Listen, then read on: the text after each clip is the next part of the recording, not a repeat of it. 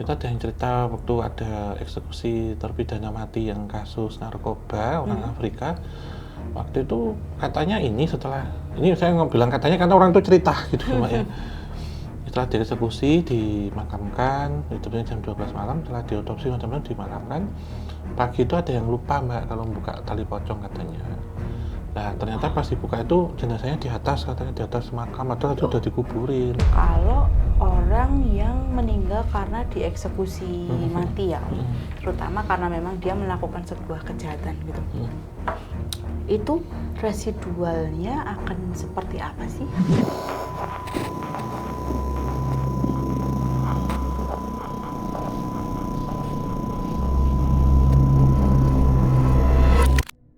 Halo Sobat Javanika semua, kembali lagi di episode terbaru obrolan santai. Om Hao, Iya. ini kan belakangan ini ada film viral nih Om, yang karyanya Joko Anwar. Tapi kali ini bukan yang full horor sih, jadi ada sedikit komedinya, tapi juga tetap horor juga ya. Itu judulnya Ghost in the Cell. Nah itu ceritanya tentang teror hantu di penjara sih Om. Gitu. Nah itu dari film itu terus aku jadi keinget, kita kan udah beberapa kali ya mengunjungi beberapa penjara gitu, dan memang ada ya penjara-penjara yang terkenal horor gitu. Nah jadi kepikiran kayak ya asik nih kalau kita bahas itu, ya nggak sih? Iya, tapi sebelum kita bahas, tetap kita minta ya untuk teman-teman semuanya dukung podcast obrolan santai dengan subscribe dan nyalakan lonceng. Betul sekali. Nah ini nih Om, kalau membicarakan tentang penjara, Iya. kan ada yang aktif, ada juga yang sudah tidak aktif gitu. Nah, kalau kita ngomongin yang penjara sudah tidak aktif dulu ya, itu kan banyak tuh yang terutama peninggalan Belanda, Iya. peninggalan Jepang juga, Iya. gitu. Nah itu yang pernah kita kunjungin itu kan kalau nggak salah satunya di Nusa Kambangan ya, walaupun masih di area luarnya ya Om. Di pulaunya sebenarnya Mbak, Di kalau area pulaunya. penjara nggak boleh. Oh iya. Kalau yang benar-benar kita kunjungi ya tahun ini ada Mbak itu. Kalau Mbak Novian ingat di mana? Di sana. Jangan disebut. Iya, tapi ini Om, kalau kita ngomongin yang kelas balik Nusa Kambangan dulu ya, itu kan memang di sana itu kan penjahat kelas kakap ya Om, Iya, dan iya. bahkan sempet penjara ini tuh mendapat julukan sebagai Alcatraznya Indonesia nih. Iya. Jadi kayak entah gimana pun caranya napi itu nggak akan pernah bisa kabur gitu dari situ kan, karena ada banyak dalam tanda kutipnya jebakan di luarnya Iya, ya. ada pulau ini apa namanya kita sebut tuh apa sih namanya Mbak? Pulau bias ya, pulau imajinasi apa namanya? Pulau Samaran di Pulau situ. Samaran. Heeh. Itu pulaunya beneran ada atau? Enggak, itu hutan bakau yang ngapung. Jadi kadang yang lari dari situ itu mengira bahwa itu ada pulau. Pulau. Ternyata itu enggak, itu bisa tenggelam masuk situ. Iya. Belum lagi ada ini hewan-hewan air yang Iya, buas juga ya. laut di itu situ. soalnya. Nah, ini Om, kan karena di situ juga ada Bukit Nirbaya yang untuk eksekusi mati ya. Otomatisnya kan kayak dalam satu komplek itu kan energinya macam-macam nih, yang dari energi kematian, terus juga dari mungkin amarah juga, dendam, dan juga apa ya, energi negatif yang dibawa para penjahatnya masuk ke situ. Tuh, kalau yang kemarin pas ketika Om Hao kunjungan ke sana itu hawa atau energi yang dominan tuh apa sih Om? Ke Nusa Kambangan ya. Saya sendiri 3 kali Mbak ke sana. Pertama 2018, terus sama KTJ 2020. 2021 kayaknya. Kalau nggak salah ya, ada 3 waktu itu gitu. Kalau di sana itu setahu saya ada 3 wilayah. Ya, kalau sekarang udah masuk ke wilayah konservasi sumber daya alam itu ya, BKSDA apa itu yang pernah kita kunjungi dulu. Di situ ada benteng, di benteng pertahanan ada benteng Klingker, benteng Karangbolong. Di situ ya ada benteng-benteng itu.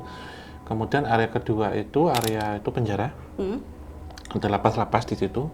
Sebetulnya ada lapas Vermisen, lapas Batu, nama-namanya yang saya tahu ya. Ya. Terus masuk lagi itu di situ ada kampung pulau, bukan kampung pulau namanya, ada kampung laut. Itu dihuni Mbak. Penduduk biasa. Tidak bisa, tapi Kalau dari Teluk Penyu itu ke situ cukup jauh ya, 6 jam naik kapal, karena muter dia di selatan. Terus ada juga di situ Gua Ratu. Gua Ratu. Gua Ratu juga ada kisahnya tentang pembantian itu. Yang tadi Mbak sampaikan itu, di situ juga ada. Nah, kalau di penjara sini saya belum pernah berkunjung ya, belum tahu, tapi kalau membaca-baca banyak kisah sih, termasuk orang-orang cerita, orang asli situ cerita. Gimana tuh? Ya, di Nusa Kambangan itu ada bunga Wijaya Kusuma di situ.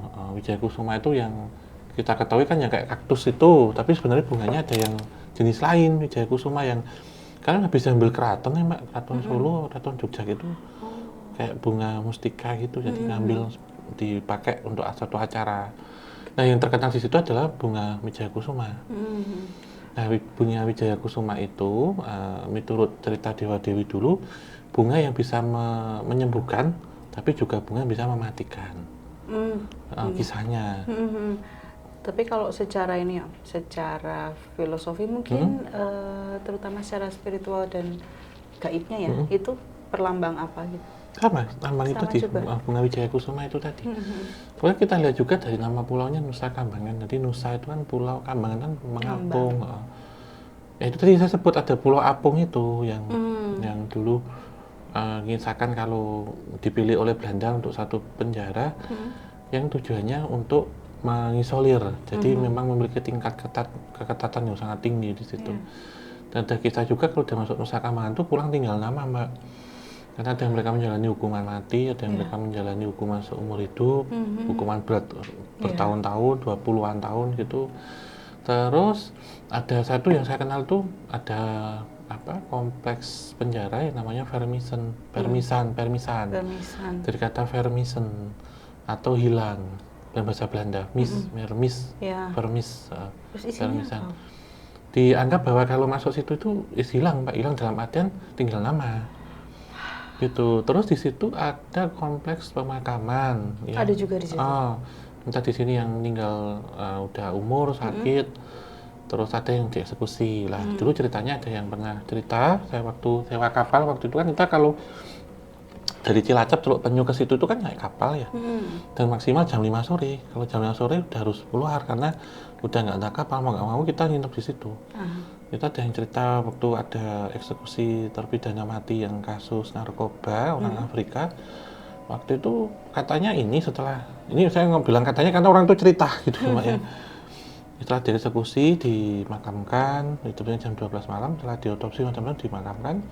Pagi itu ada yang lupa Mbak kalau buka tali pocong katanya.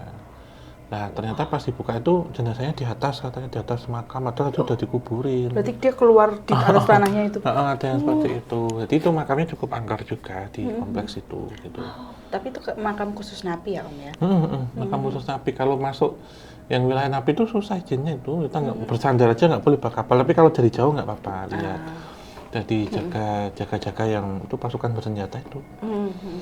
Oke. Tapi kalau untuk yang di sekitaran yang boleh dikunjungi ya Om, kayak yang sekitaran Benteng Kelingkernya tadi, terus Gua Ratu juga, itu apakah energi residu dari energi kematian ataupun dendam amarahnya itu sudah terpapar dari yang masa-masa modern atau masa-masa terkini?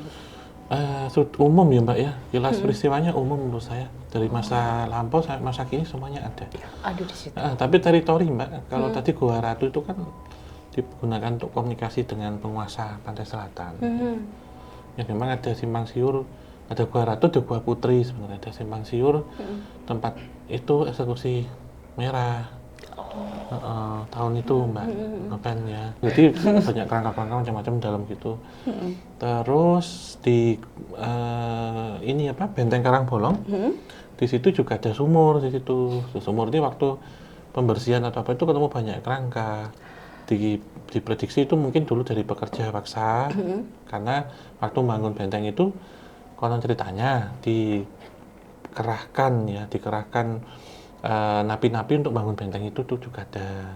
Jadi benteng pertahanan terakhir ya, karena menghadap ke pantai selatan. Jadi kalau benteng Pantura tengah itu sudah keserang, sudah kedudukan musuh, mereka lari ke selatan. Ini benteng ini fungsinya untuk ngawasi pergerakan yang ada di laut selatan. itu untuk jalan kabur dulu ceritanya Belanda gitu. Terus di sumur itu dievakuasi nemu banyak tulang-tulang katanya. Ada dugaan juga tadi di sumur itu, di sumur angker menurut saya di situ. Iya sih, kalau dari yang ditemukan pun. Itu beneran Mbak, dan bahkan airnya sampai masih hitam tuh sampai sekarang. Oh iya. Di situ tuh. Tapi udah nggak aktif kan sumurnya? Enggak aktif. Kalau yang satunya ada yang masih bersih kok. Saya terakhir udah lama ya Mbak ya, 4 tahun lebih ke sana. Tapi gitu. Ini Om, air yang di sumur yang ada kerangkanya itu tadi, dia juga berarti menyimpan ini ya, residual memorinya.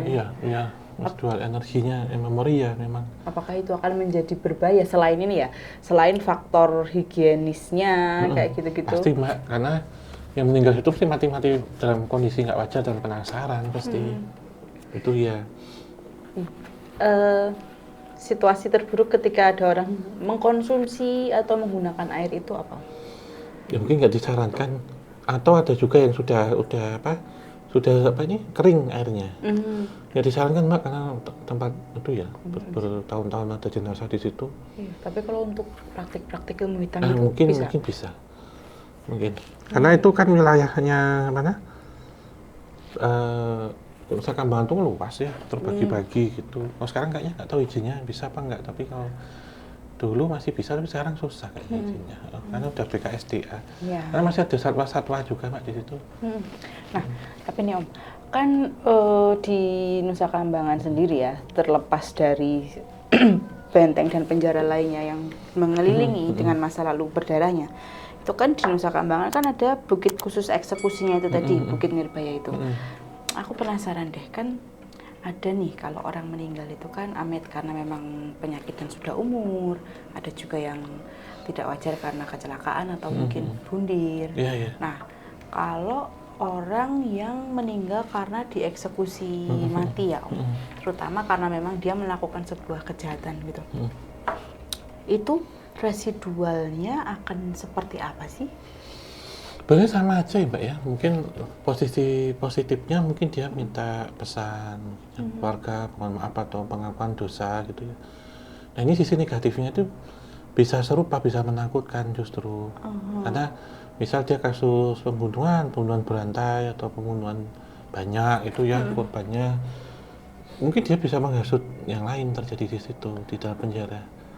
Karena kalau dulu kita pernah ya bulan santai juga dengan kita sebut yang pernah ada di penjara, itu menceritakan memang hal yang biasa jika di dalam penjara itu ada gangguan-gangguan metafisik gaib. Bahkan diceritakan orang yang membunuh itu bisa didatengin yang korban dibunuhnya. Itu berarti sering terjadi mereka tiba-tiba di selnya teriak-teriak gitu ya, marah-marah atau kayak orang gila kesurupan tuh sering. Oh, itu sudah normal terjadi Mbak? Apalagi penjara-penjara yang dibangun dari zaman kolonial Belanda dulu. Iya sih, residunya juga lebih banyak ya. Banyak, apalagi di situ ada tapol, misalkan dulu pernah itu. Terus ada juga kasus-kasus yang mereka mengakhiri hidup di situ juga. Tadi ngomong tentang yang mungkin dieksekusi, yang menurut saya sifat negatifnya akan melekat di situ pasti. Iya sih, mengerikan juga kalau seumpama yang dieksekusi adalah si pembunuh berantai itu ya. Mungkin kan kayak mungkin dia tidak melulu ada rasa dendam ketika dieksekusi ya, tapi sifat negatifnya ketika masih hidup itu bisa merasuk juga ya. Bisa. Aku malah jadi kepikiran kayak film-film horor yang pada akhirnya orangnya juga akan dirasuki terus malah membunuhin orang gitu loh. Serem sih, serem. Tapi kalau yang di ini Om, penjara Kalisosok. Iya. Mungkin kita pernah ke sana juga. Kalisosok itu belum kayaknya Mbak. Oh belum ya? Belum. Kalau yang pernah memang kunjungan itu di penjara Kedung Cowek. Itu di di mana? Dekat Suramadu.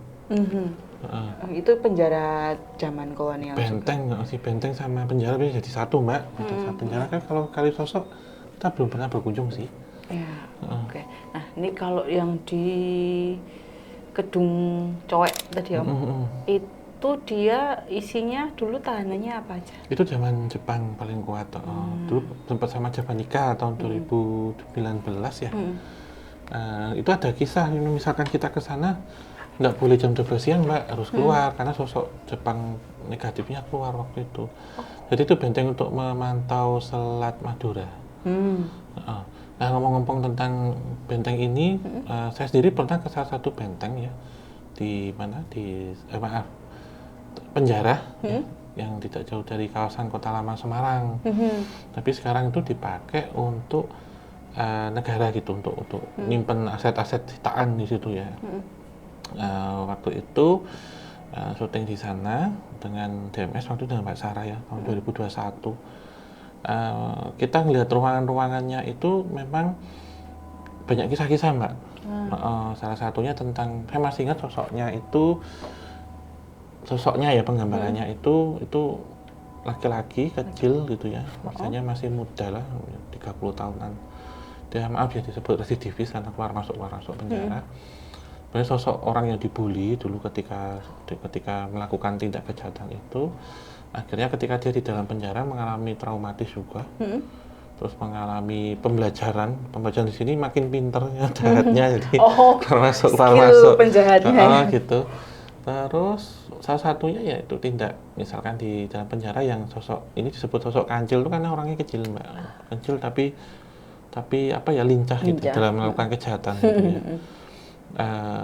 Salah satu sosok juga yang mengalami tindak kekerasan seksual sejenis waktu itu, jadi digilir ya gitu di dalam ruang itu, kemudian mengalami apa kalau kita sebut itu kayak disorientasi seksual gitu juga, terus dia menjadi sosok psikopat Mbak. Membunuh juga? Iya, membunuh baik di luar maupun di dalam coba. Wah. Serem juga jadi sih. Jadi menurut saya satu sosok kancil ini yang menghuni bekas penjara di Semarang itu yang kuat. Oh paling kuat secara energinya ya? Secara energi dan itunya karena langganan Mbak pada waktu itu. Dan kasusnya pembunuhan gitu. Keluar masuk. Ya, iya sih. Dan ada yang mutilasi, ada yang dicincang, ada gitu. Terus ada satu lagi penjara wanita karena itu yang dipisah ya. Di situ mengisahkan yang pasti saya ingat itu sosok ibu-ibu ya di situ yang menceritakan bahwa dia dulu menikah dengan seorang laki-laki yang sudah punya anak perempuan ceritanya. Jadi dapat duda punya anak satu. Nah, karena ini janda kaya, ya, Rondo Royal namanya. Rondo Royal. Bukan makanan tapi kesannya gitu. Kaya raya berarti tinggalan dari suami terdahulunya, dia nggak punya anak. Suatu ketika dia dengar suara percakapan suaminya sama anak tirinya itu ada niat pembunuhan terhadap dia untuk menguasai harta. Nah karena ini berkata sudah percaya, sudah dianggap anak sendiri gini-gini. Suatu ketika pas bapaknya pergi, ternyata benar si anak itu mau berusaha untuk matiin si ibunya itu dan cara diracun gini-gini, tapi sudah keduluan karena dia udah tahu. Dan temlah itu pakai, kalau nggak salah tuh pakai cobek batu sampai kelenger itu ya. Marem tuh. Akhirnya ketika bapaknya pulang, masak istilahnya, kesukaannya adalah sop daging. Nah ketika ditanya ini daging enak masak apa ini? Mau tambahnya tambah aja ambil di panci. Ternyata pas ngiduk itu kepala anaknya. Ternyata si anaknya itu dimasak di sop. Kejam sih itu. Di sop itu. Nah ini salah satu yang ditakuti juga di penjara itu. Jadi mereka yang biasanya dibacain ya kasus-kasusnya apa. Mereka yang psikopat, yang bunuh dengan cara dicincang bahkan dimasak di apa itu takuti. Iya sih. Iya. Gitu. Iya itu karena saya ada dua itu, jadi sop daging sama ibu sop daging sama kancil itu di penjara ini yang saya ada. Selain juga korban fitnah banyak banget sih Mbak. Kayak pasangan suami istri gitu yang dia nggak tahu apa-apa. Terkadang kayak jual beli perkara gitu ya, dia difitnah sampai akhirnya ada yang gantung diri di situ, gitu juga ada karena nggak salah apa-apa dia dipojokin terus gitu. Iya. Belum lagi kehidupan di penjara mungkin juga sangat menekan ya Om ya. Wah serem banget sih. Tapi kalau penjaranya ini ya Om, Gedung Jawa ini dengan residu yang sangat menyeramkan ya, residu psikopat lagi nih bilang. Itu ketika orang masuk ke situ untuk berkunjung aja, kira-kira apa yang akan dirasakan? Mungkin suasananya ya Mbak ya, suasananya tentu nggak enak ya. Kalau terhadap penjara itu nggak aktif aja kayak gitu, apalagi aktif. Karena menurut saya ruang yang sekecil itu dihuni bertumpuk-tumpuk orang. Kemudian ruang mandinya itu hanya separuh. Yang ini guys, kalau Kedung Jawa itu sebenarnya benteng tapi ada penjara. Tapi kalau yang di Semarang ini memang penjara Belanda Mbak, dari zaman Belanda. Mungkin saya bisa ceritakan Kedung Jawa cukup itu gitu. Tapi kalau yang di Semarang itu mungkin teman-teman bisa cari tahu sendiri ya, apa saya sebut ya, karena aset negara itu sebenarnya. Keluhnya untuk nimbun sitaan negara gitu. Tapi nggak tahu kalau sekarang masih fungsikan apa enggak. Itu memang kelihatan. Jadi ketika kita masuk ada lapangan, ada waktu depan dulu ada gerbang pemeriksaan lapangan. Kemudian aula ya, ada dapur, ada kantor. Masuk lagi nanti selnya. Nah, selnya itu memang zaman Belanda itu dengan langit-langit tinggi. Kemudian yang saya lihat di situ untuk tempat mandinya itu mungkin ukuran ya 1,5 kali 1,5 badan segini. Yang bisa dibayangkan di situ laki-laki semua. Di penjara itu cukup lama. Tentu aja gejolak seksual ya. Mereka terjadi, yang saya lihat pertama adalah terjadi seks sejenis di situ. Gitu. Dan maaf ya, saya nggak menyudutkan seseorang waktu itu. Ya kita sebut ada laki-laki yang begitu di dalam rombongan kita. Orang bener Mbak. Yang mungkin agak kemayu gitu, laki-laki. Itu waktu saya cerita itu sama Mbak Sarah cerita, dia tuh ditanyain Mbak Sarah gini-gini, katanya pantatnya sakit gitu. Kontak dengan lingkungan situ. Itu justru saya mencermati yang posisi Kanjel itu, karena bagaimana waktu itu di Gilir Nabi lain gini-gini, terus dia akhirnya dengan sesepuh itu diajari cara begini cara begitu gitu. Akhirnya dia karena terjebak situ menikmati Mbak ini. Itu residual yang kenceng yang saya rasakan gitu. Serem sih. Saya tadi ibu sop. Iya. Tapi bisa kebawa keluar nggak sih Om kayak gitu tuh? Bisa. Karena kalau penjara menurut saya menyimpan ya mungkin kemarahan, dendam, psikopat mungkin ya. Terus kekerasan baik fisik maupun juga mental, seksual itu bisa ke bawah sih Mbak. Menurutku tempat yang benar-benar dark ya, nggak untuk dikunjungi sih. Kalau nggak kuat nyalinya. Iya benar sih. Penjara itu menurut saya belum. Kalau tempat interogasi mungkin ada penyiksaan macam-macam, atau yang isolasi itu yang kadang cuma satu ruang itu Mbak, itu yang mungkin mengalami kalau saya sebut yang tindak kekerasan atau kejahatannya sudah sangat tinggi, sangat berat. Kemudian ada yang mungkin mengalami depresi. Penjara itu mungkin bisa disandingkan dengan rumah sakit jiwa sih. Kita belum pernah pengusuran rumah sakit jiwa gitu, karena depresinya macam-macam gitu. Terutama ruang isolasi. Benar sih, benar-benar. Karena membunuh, karena mungkin dia mengalami depresi tertentu, mungkin putus cinta, cemburu juga bisa. Tekanan ekonomi kan bisa Mbak, motif-motifnya. Iya sih, belum juga mungkin pasca kejadiannya itu juga mereka rasa bersalahnya datang ya Om. Nah ini tapi Om, kalau tadi aku sempat nyebut penjara Kalisosok ya, nah itu tuh sebenarnya tuh kalau sekilas ceritanya adalah dia itu tempat ini sih ya, memenjarakan tahanan-tahanan di masa Belanda. Iya. Dan itu yang bikin mengerikan adalah over capacity. Oh full ya? Jadi kayak di Semarang itu sama Mbak? Ya, jadi kayak itu sebenarnya kayak ibaratnya muatannya cuma 20 orang, 90 masuk situ. Udah kayak ini, ikan pepes, ikan apa itu? Pindang, iya, jajar kalau tidur. Bener, itu kan kayak apa ya, maksudnya kalau kita naik KRL aja, berjejalan gitu tuh rasanya udah kayak pengen cepet-cepet keluar. Hitungannya jam ya? Iya. Hitungannya tahun ini? Iya, itu hitungannya tahun, dan di tempat yang aku yakin itu pasti gelap dan juga lembab juga ya Om ya. Dan umpek-umpekan kayak gitu. Jadi kayak mereka pada akhirnya saling berperang untuk hidup masing-masing nggak sih? Nggak manusiawi lah ya. Serem banget. Nah, kalau ini Om, kalau dari penjara-penjara yang pernah kita kunjungi, yang energi aku bilang kesedihannya atau nelongsonya lebih besar itu di mana? Hampir semua penjara ya Mbak ya. Oh iya. Tapi kalau saya pribadi ya mana ya? Ya tadi itu yang Semarang itu. Mungkin ada penjara-penjara lain juga yang banyak kan gini Mbak, kalau masa kolonial itu penjara-penjaranya di benteng ya. Karena memang tahanan militer, tahanan ini politik yang ada di situ. Energinya sama sih, terutama mereka yang nggak bersalah. Korban salah tangkap atau memang di Iya, fitnah itu. korban salah tangkap, korban fitnah, atau mereka nggak tahu apa-apa gitu, dimasukkan situ. Itu kalau mereka melakukan kejahatan, nggak semuanya ya saya sebut ya, tapi ada beberapa yang mereka mendapatkan ilmu baru, menikmati di situ. Ilmu kejahatan. Iya. Dengan gitu juga, karena Bener, ketemu bener. bisa sharing dengan tawanan lain, napi yang saya sebut yang lain itu.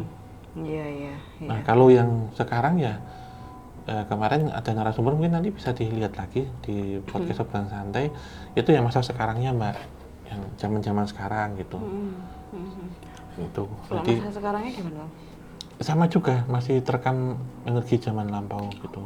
Malah double ya Double, dari yang lampau gitu. kayak yang sekarang. Iya sih, Kalau karena sosoknya juga banyak, ada yang bisa menyerupai warga binaan lain gitu, ada juga. oh, ternyata itu juga bisa terjadi di Bisa, sana ya. bisa.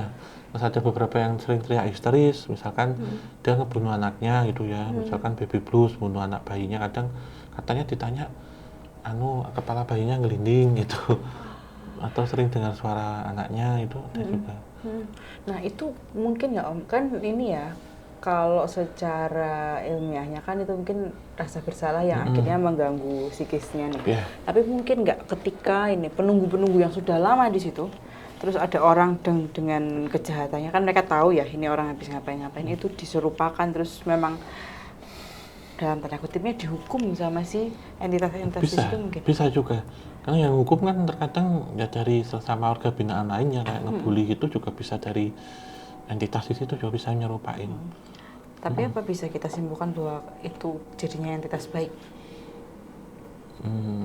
Mungkin usil ya. Usil aja. Mungkin usil sih. Tapi kalau entitas yang sampai membunuh gitu Om, apalagi di penjara kan karena energi Kelamnya. gelapnya dan kelamnya kuat ya Om. Yang membunuh mungkin enggak ya Mbak. Mungkin mereka bisa merasuki sih. Merasuki ke warga binaan lain yang memang pada dasarnya dia memiliki mental psikopat ya. Berdarah dingin. Itu mungkin bisa. Tapi tetap ini ya, dari orang yang mau dirasukin pun juga harus ada karakter yang sama biar bisa klop. Iya, bisa jadi. Mungkin dia terbakar emosi karena mungkin ada kekerasan di situ. Baik kekerasan verbal, mungkin fisik atau seksual, mungkin terkena pembulian. Karena jiwanya itu mungkin bangkit, Mbak. Akhirnya mungkin ngebunuh orang di situ. Ya. Sesama warga binaan lain mungkin bisa. Iya sih, benar-benar. Itu tapi yang kena cuman ini ya Om, warga binaannya ya. Kalau untuk yang sipirnya atau penjaga-penjaga lainnya gitu, apakah kayak mungkin kan dendam dari orang-orang yang masuk ke situ, entah dieksekusi mati atau tidak, itu kan tetap pasti perasaannya kan ngumpul gitu di situ semua. Apalagi kayak kita tahu kalau di penjara itu kan pasti ada penyiksaan ya, terutama kalau mungkin si warga binaan ini dianggap tidak menurut atau mereka tidak bisa melakukan tugas di sana dengan baik gitu loh. Iya, tapi kalau zaman sekarang saya nggak tahu ya Mbak ya, maksudnya cerita yang pernah ada di rutan kan, kalau zaman sekarang kan ada ini pembinaan di situ, mungkin asal keterampilan atau apa. Ya mungkin muter di situ aja Mbak, tapi kemungkinan begini, kalau yang memegang wilayah, misalkan petugasnya, menurut saya kebanyakan ada beberapa yang nggak kosongannya, nanti punya pegangan, atau mereka tirakat ya untuk mengasah batin, itu ada juga. Karena terkadang satu orang harus memegang 60 warga binaan misalkan. Nah penjara sendiri kan sudah ngerekam energi itu, jadi sesuatu hal yang lumrah terjadi di penjara. Iya sih. Tapi kalau ngomongin tentang yang ini Om, penjara bawah tanahnya Lawang Sewu, itu kan yang di penjara orang-orang zaman dulu ya. Dan kita kaitkan lagi bahwa orang zaman dulu kan lebih mau sadar akan kebutuhan punya pegangan tuh. Kalau pas Om Ho pernah ke sana kan? Pernah. Nah itu di sana banyak nggak kira-kira pegangan-pegangan yang ketinggal atau ditinggal?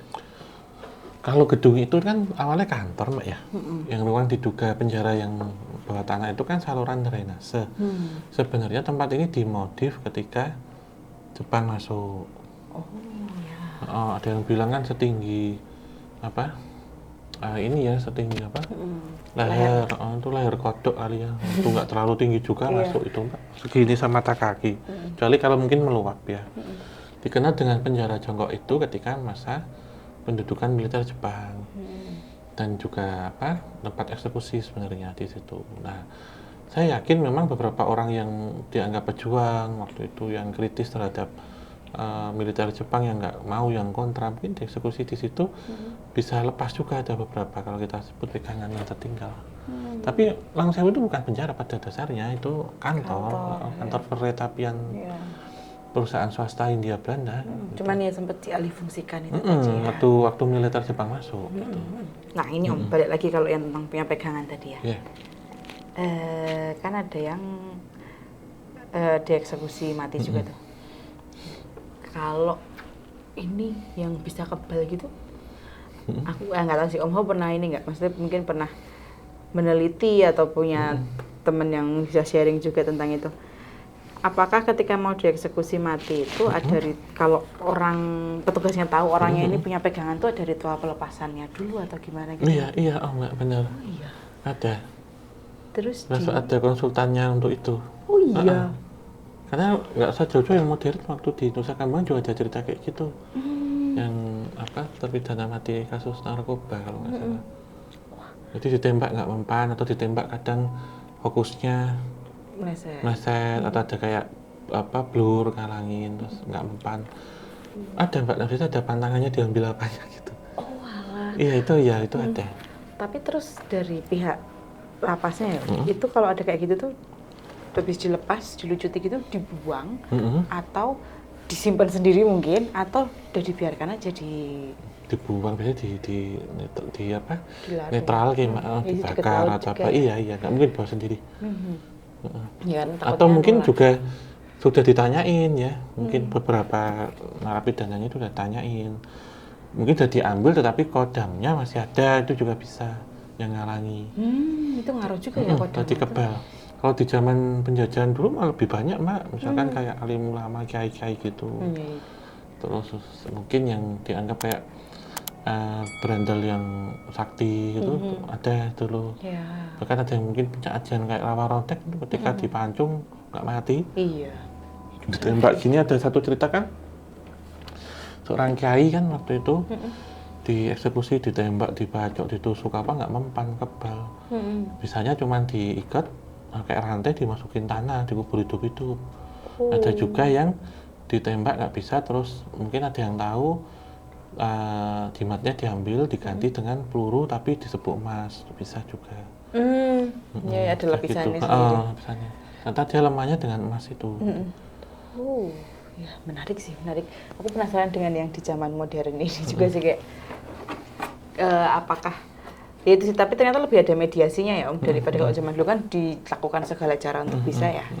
Wah, ya. Nah tapi ini kalau aku keinget yang di ini Om, film Ghost in the Shell ini juga ada gimana kan, Mbak kalau itu ceritanya? Itu kan sebenarnya mereka pada akhirnya dapat teror tuh Om, karena pokoknya bisa ada salah satu napi baru masuk, habis itu ada kejadian beberapa napi lainnya tuh meninggal tapi dengan sangat mengenaskan gitu loh. Terus konon katanya si hantunya ini tuh menyasar orang-orang dengan energi yang paling negatif nih. Nah sedangkan kan kayak ya di sana maaf maksudnya kan pasti energinya dominannya negatif ya. Yang terbawa. Gitu. Dan kalau di situ sih mereka pada akhirnya karena jadi takut gitu loh Om, jadi kayak ada ketakutan kolektif ya pada akhirnya. Terus kayak ya mereka kan biasanya di penjara ada geng-geng gitu ya. Nah mereka bersatu untuk menghindari, melawan atau menghindari itu. Karena kalau di situ kan diceritakannya kan juga nggak cuman kejahatan dari si narapidananya nih, dan juga nggak cuman perang antar geng di lapasnya, tapi juga ada penindasan dari petugas-petugas gitu. Iya. Nah itu tadi makanya kan aku sempat bertanya apakah si petugas tuh bisa mendapatkan gangguan mungkin juga bisa sih Mbak ya, gangguan teror. Kalau mungkin ada yang agak binaannya punya pegangan atau penang ilmu, kemudian disalahi di situ, mungkin bisa. Mungkin ada banyak kasus-kasus yang nggak terungkap sebenarnya, karena itu kan di balik tembok ya. Baik yang apakah di situ melanggar ketentuan hukum, kriminal, ataupun yang berkaitan dengan hal metafisik, mesti saya yakin ada. Iya sih. Karena ada yang pernah mantan di situ ya cerita, itu kalau kasus kayak mengakhiri hidup itu sering kok juga terjadi. Tiba-tiba ngantung di sel gitu ada. Dengan tiba-tiba ya? Itu mungkin juga kayak hasil dari perang pegangan Iya, ya? iya, ada yang... Iya. Wih. Tapi ini Om, kalau seumpama kan ada tuh ajian, aku lupa namanya, yang bisa menghilang. Itu pernah nggak Om nemu kisah tentang itu? Jadi napinya bisa menghilang, terus ya bukan menghilang puff ya, tapi kayak menyamarkan diri terus bisa keluar akhirnya kabur. Nah kalau yang tentang itu ada Mbak, bisa. Salah satunya yang kalau kita sebut yang bisa, kalau nggak salah namanya itu ajian sapi sapi angin katanya. Jadi dia bisa menyatu dengan udara atau angin, jadi bisa lewat ventilasi hilang. Terus ada juga yang memiliki keterampilan maling Mbak. Kalau zaman dulu itu maling atau pencuri itu kalau masuk ke rumah itu pakai linggis. Bukan dicongkel, tapi dikeduk Mbak. Oh, lewat bawah gini kan, pondasi rumah kan gini ya, dia bisa gini Mbak, bobolnya. Iya. Itu ada yang punya keterampilan kayak gitu, walaupun enggak dengan linggis, dengan caranya dia. Oh, akhirnya dia kaburnya dengan cara menggali itu ya? Ini yang secara keterampilan ya, gitu. Tapi kalau yang tadi kita sebut ada yang punya ajian tertentu, atau dia kayak tadi mungkin bisa menghilang dengan cara misal menyatu, misal ada di gorden gini, di bulat itu kok nggak ada, itu dia punya keterampilan untuk mengelabuh itu bisa. Tapi kalau menurut saya ketika masuk situ membawa media misalkan kain pocong, nggak mungkin kan yang diperiksa ya.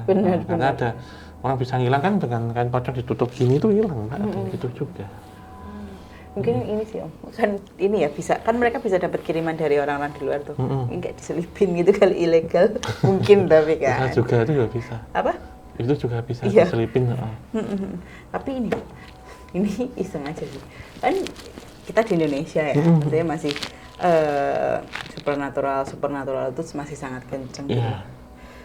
Berarti ini Om Haus setuju nggak kalau semua penjara-penjara itu juga sebenarnya dikasih benteng gaib?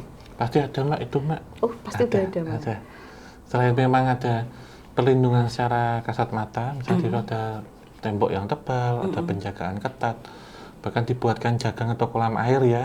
Terus pemilihan lokasi yang nggak main-main, misalkan dia kayak tadi di Nusa Kambangan, disebut Pulau Semu tadi, yang tadi itu ngambang. Dia jadi hutan bako yang mengambang, jadi dianggap ketika orang apa yang kita sebut tahanannya itu kabur berenang, lihat itu udah sampai pulau, ternyata enggak, itu kumpulan hutan bakau. Jadi kalau diinjak itu turun pohonnya. Itu perlindungannya sudah dihitungkan, tapi juga tetap ada kekuatan secara supranatural ada untuk menjaga itu. Saat sakti-saktinya orang kasarannya nggak bisa kabur. Berarti seseorang yang memiliki kesaktian atau kanuragan, sesakti-saktinya dia akan susah untuk kabur karena tidak bisa menembus benteng metafisik. Kalau kita ke Mekah nih, kan itu kan kata Om pas masuk tuh udah dilucuti dulu yang secara gaibnya. Kalau di penjara enggak ya, tetap boleh bawa, bisa bawa. Mungkin bisa jadi bisa hilang nonaktif, mungkin bisa. Toh masih punya ya, dia hanya di sekitaran situ, muter-muter aja. Nanti ada beberapa kasus yang kabur udah merasa jauh Mbak, ternyata baru muter di pohon sekitar situ tuh ada. Disesatkan. Muter situ, paginya ketemu. Nanti mau kabur. Cuma dapat capek doang sih itu. Soalnya yang kalau siang nggak ada, malam udah ada itu. Ya, tapi nih Om, kalau yang eksekusi mati itu tadi, kan itu hitungannya meninggal dengan tidak wajar. Ya, itu kan ibaratnya dibunuh kan. Iya nih. Nah, itu apakah mungkin bisa jadi si, aku nyebutnya ruhnya ya, atau jiwanya, atau korinnya, itu menjadi penasaran juga, karena kan nggak tahu ya, mungkin karena tidak wajar tadi kan mereka merasanya masih hidup juga nih. Itu mungkin bisa ya Mbak ya, seperti kasus tadi yang saya ceritakan yang orang Afrika itu orang bilang sana maaf katanya ditolak bumi katanya gitu. Saya juga dengar loh ini Mbak, gitu. Waktu keliling pulau naik kapal tuh cerita gitu. Nah, bisa jadi mereka mungkin yang tidak ada keluarga mungkin ya, yang mungkin salah tangkap. Tapi kalau mungkin yang sudah mengakui dosanya dengan cara itu kayaknya udah ikhlas. Iya. Kan kayak gitu nggak langsung didor gitu, Mbak. Ada prosesnya, prosesnya, ada kajian psikologi, kajian kerohanian gitu, udah persiapan ketemu keluarga permintaan terakhir kan gitu bener, kan. Iya sih. Nah ini Om, tapi kalau semua nih seumpama aja ya, ada sebuah penjara sudah terbengkalai gitu, terus tempatnya digunakan dan dialihfungsikan nih untuk apa ya, tempat umum atau mungkin rumah mungkin? Ya mungkin apa, bangunan aslinya dirobohkan atau dengan tanah terus dibangun lagi, gitu. Itu tanahnya akan termasuk menjadi tanah panas nggak? Iya, nggak bisa hilang, Mbak. Nggak bisa hilang.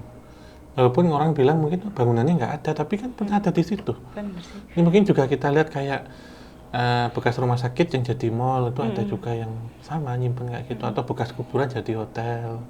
Iya. Nggak bisa, energi itu akan tertinggal. Kan hukum kekekalan energi.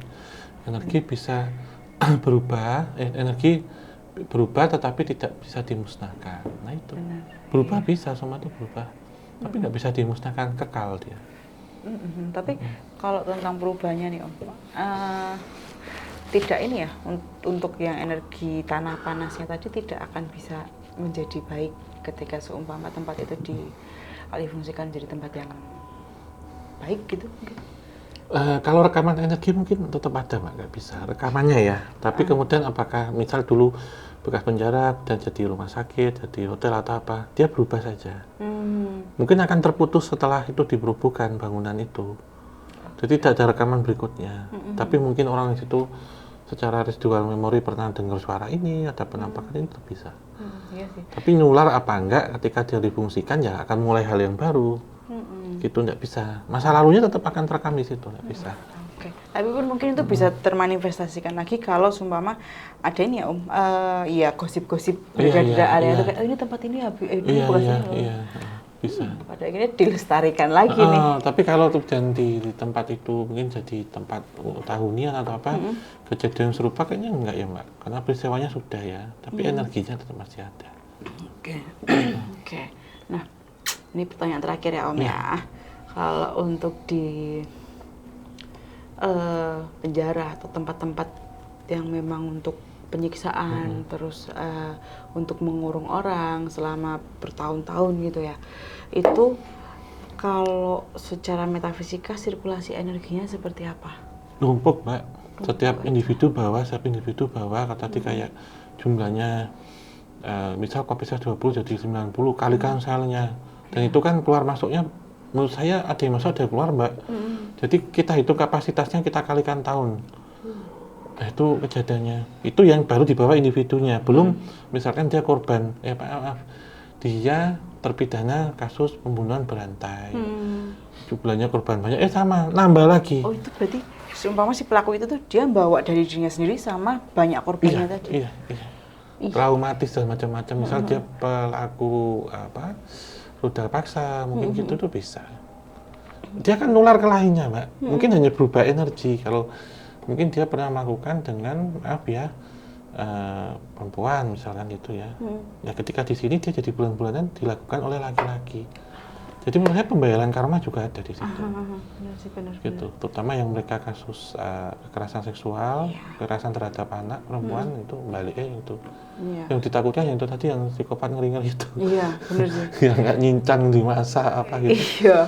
Itu udah. Anibal atau apa itu takut itu, Mbak. Iya, karena itu kayak energi kemanusiaannya udah hilang belas gitu kan Om. Tapi orangnya biasa, maaf ya mungkin muka-mukanya agak lugu, tapi tahu kasusnya kayak gitu takut, Pak, daripada maaf ya mungkin yang berotot gede tapi ternyata hanya pencurian atau kekerasan seksual itu ya. Tapi kalau orangnya kecil kayak Kancil tadi itu dan benar-benar kecil itu ya, Mbak, biasa kayak anak biasa itu, tapi ternyata udah melakukan hal kayak gitu dan berulang, takut lah, Mbak, lama-lama. Jadi bacain situ dan kayak dia diisolasi tapi di ruang itu gitu. Benar. Itu kayak apa sih, secara psikologis kita juga kena ya Om, kayak ini orangnya kecil tapi sepak terjangnya bisa mengerikan kayak gitu kan. Itu dia sih. Ya, belum lagi ya itu kalau secara tempat kan pasti gelap, lembab juga di penjara itu dan ngap, terus juga penuh kekerasan juga, dan mungkin bisa dibilang kegiatannya pun kayak berulang-ulang gitu-gitu doang kan. Jadi tekanan-tekanan secara psikologis itu juga pasti ada. Pasti, iya. Dan itu juga bisa menimbulkan sebuah ketakutan kolektif yang berimbas ke gaib-gaibnya juga ya. Itu deh. Nah ini kita cukupkan dulu Om pembicaraan tentang penjara berhantu ini ya. Om Hao mungkin ada pesan-pesan buat teman-teman? Iya, tentu nggak banyak pesan ya.